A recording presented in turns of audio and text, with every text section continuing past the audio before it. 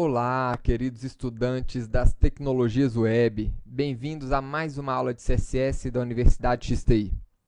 Nesta aula, nós vamos aprender como construir menus drop-down utilizando os conhecimentos que vocês já acumularam do curso de XHTML, de como construir listas. E agora, nós já vimos também como estilizar essas listas com as aulas que vocês já tiveram até agora no curso de CSS. Para começar essa aula, nós vamos aqui criar um novo arquivo HTML, renomeando aqui para menu.html, e vamos editar este arquivo, renomeando para menu e removendo aqui essa folha de estilo e essa div. Nós já sabemos que construir menus web standard se faz com as listas, em geral, com a tag UL. São raros os casos de utilização das outras tags, por exemplo, a OL, que são as listas ordenadas. Mas uma coisa que, em geral, algumas pessoas utilizam, que não é uma boa prática, é englobar aqui o nosso menu com uma div ou com outro elemento em bloco. Isso não é necessário, pessoal. Vamos manter sempre o nosso código mais limpo possível.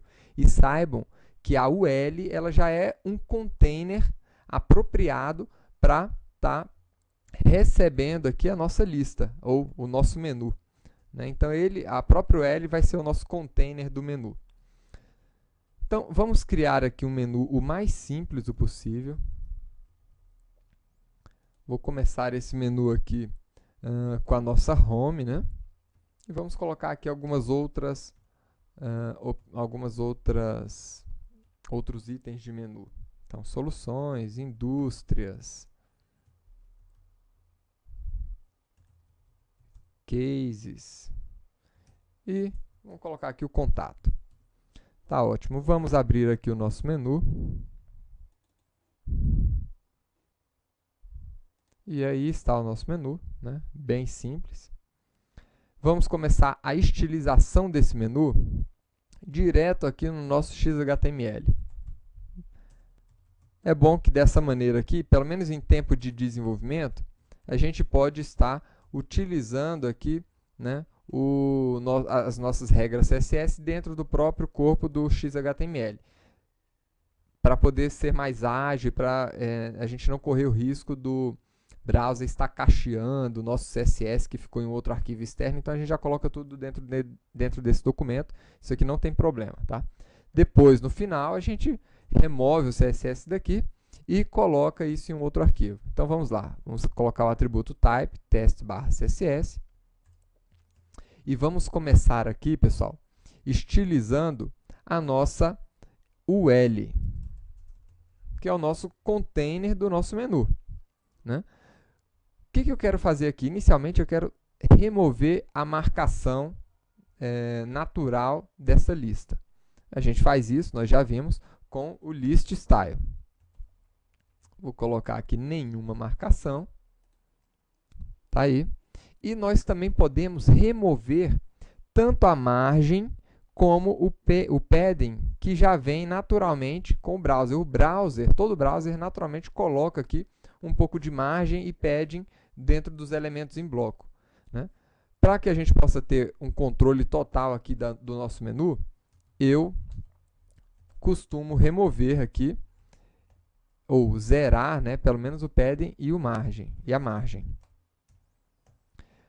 Uma coisa importante, algumas pessoas colocam 0 pixels, 0 EM. Você, quando está colocando 0, né, de valor para um determinado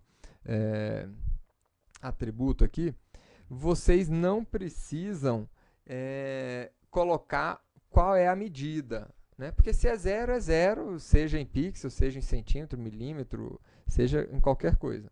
Então, a nossa propriedade que estiver recebendo o valor 0 não precisa colocar a medida. Vamos sempre lembrar disso, né?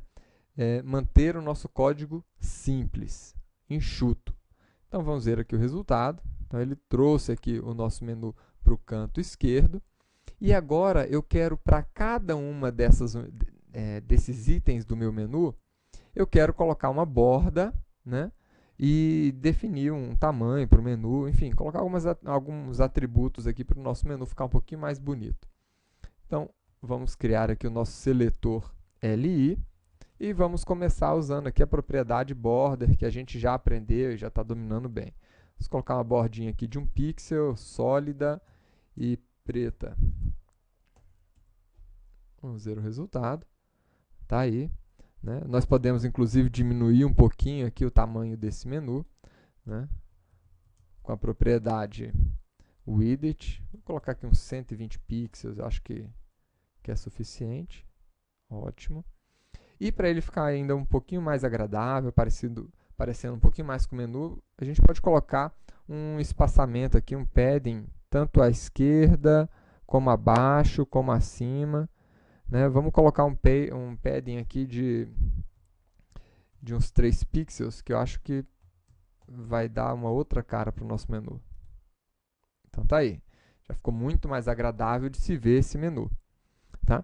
E como é que nós conseguimos um efeito rollover no menu? Isso aqui vocês já aprenderam também. Né? A gente consegue esse efeito aqui com as pseudoclasses. Então, vamos aqui utilizar o LI over, ou seja, quando eu passar o mouse sobre esse LI, eu quero alterar os atributos desse LI. Quero alterar para quê? Né? Vamos colocar uma cor de fundo diferente. Né? Eu quero colocar uma cor de fundo preta. Em vez de utilizar o branco, eu quero dar um destaque bem forte aqui. Então, vamos colocar uma cor de fundo preta aqui. Né? Quando a gente está usando o nome, a gente não precisa do cerquilha. Vamos lá. Então, tá aí. Passa o mouse por cima, né? A LI fica negra. E agora, para a gente poder ver o que está escrito, é bom colocar uma cor de texto branca, né? Então, vamos colocar aqui um color white. Então, tá aí. Perfeito. Conseguimos o efeito rollover aqui do nosso menu. Só que, por enquanto, esse menu está muito simples. Em geral, o menu tem pelo menos mais 1 ou 2 níveis aqui, né? São raros os casos de um menu de um nível só. Então, vamos aumentar o nível aqui do nosso menu. A gente já viu na construção de listas que é possível colocar sublistas aqui dentro. Então, o que eu vou fazer? Eu vou copiar esse menu aqui. E eu vou colocar aqui dentro de indústrias um submenu. Então, eu vou colar ele ali. Né? Nós podemos, inclusive, alterar esses valores aqui. Então, indústrias financeiras, né? São os bancos aí, as financeiras mesmo. Indústrias de comunicação. Vamos colocar aqui as indústrias de educação, por exemplo, que são muito importantes, né, pessoal? Sem a educação, você não prepara aí as pessoas para ocuparem as vagas de emprego que nós temos, por exemplo, na XTI, né? Vamos colocar aqui energia e também governo. Vamos ver aqui o segundo nível do nosso menu, como é que está ficando. Opa, então, tá aqui, dentro de indústria, né, nós temos aqui um submenu, que ele colocou ali para a gente. Vamos remover aqui o estilo para a gente ver como é que está ficando isso sem estilo. Olha aí que legal, né? Totalmente acessível, né? Sem o estilo a gente consegue ver os níveis, os subníveis do nosso menu. Vamos devolver aqui o estilo para o nosso menu. E aí percebam o seguinte, pessoal, né? Em geral, esse submenu aqui, ele deveria ficar alinhado um pouco mais aqui à direita. Como é que a gente consegue esse efeito? Né? A gente consegue esse efeito, eu preciso aqui posicionar diferente esse elemento. Percebam aqui que esse submenu, ele inclusive sequer deveria estar ocupando todo esse espaço aqui para baixo, né? Empurrando aqui os cases lá para baixo. Gostaria de tirar ele do fluxo. Tudo bem, posicionamento, fluxo, são coisas que vocês vão ver nas próximas aulas, tá? Mas, só a princípio aqui, nós vamos fazer o seguinte. Esse elemento, ele é um elemento LI, aliás, é um elemento UL que está dentro de uma LI. Então, para eu identificar um submenu, eu vou identificar ele identificando as ULs que estão dentro das LIs. Como é que a gente faz isso? Então, vamos criar aqui um seletor para alcançar esse elemento. Então, toda UL que estiver dentro de uma LI. Então, é assim que a gente cria um seletor para alcançar esse elemento. Então, essas ULs, que são, na verdade, os meus submenus, a gente pode até deixar uma marcação aqui, né, um comentário. Isso aqui é o meu submenu.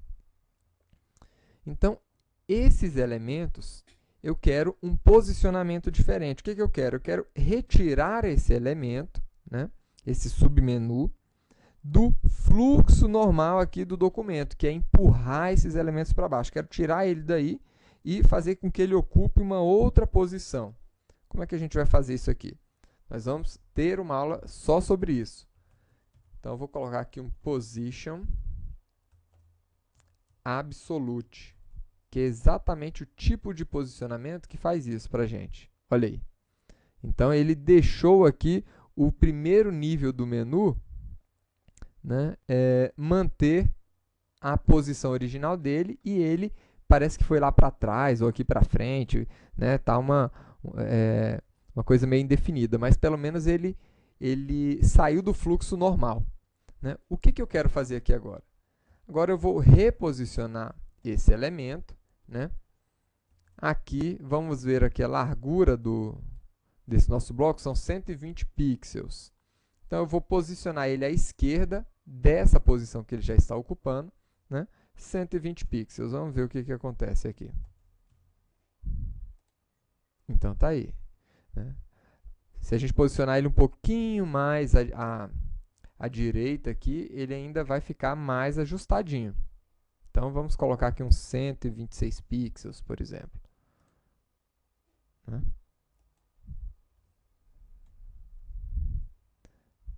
130, talvez.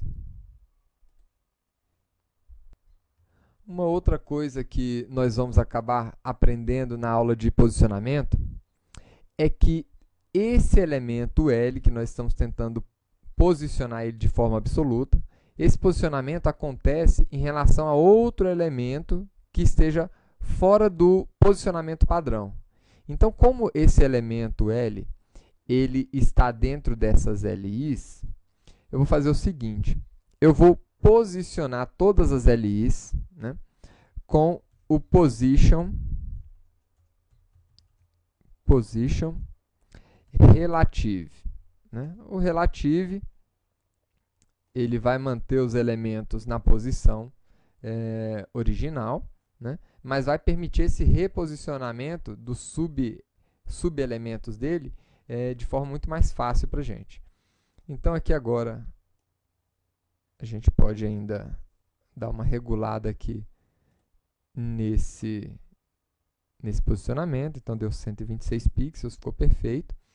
E esse posicionamento aqui acima, né, como este elemento, o L, ele está posicionado em relação, né, de forma absoluta a esse elemento LI, então eu posso simplesmente aqui colocar um top igual a 0 pixels. Vamos ver o que acontece. Que ele já fica posicionado em relação ao início desse elemento, né? E nós podemos ainda colocar -1 para ficar ainda mais ajustado. Agora ficou perfeito. E uma outra coisa que está acontecendo aqui. Percebam que quando a gente passa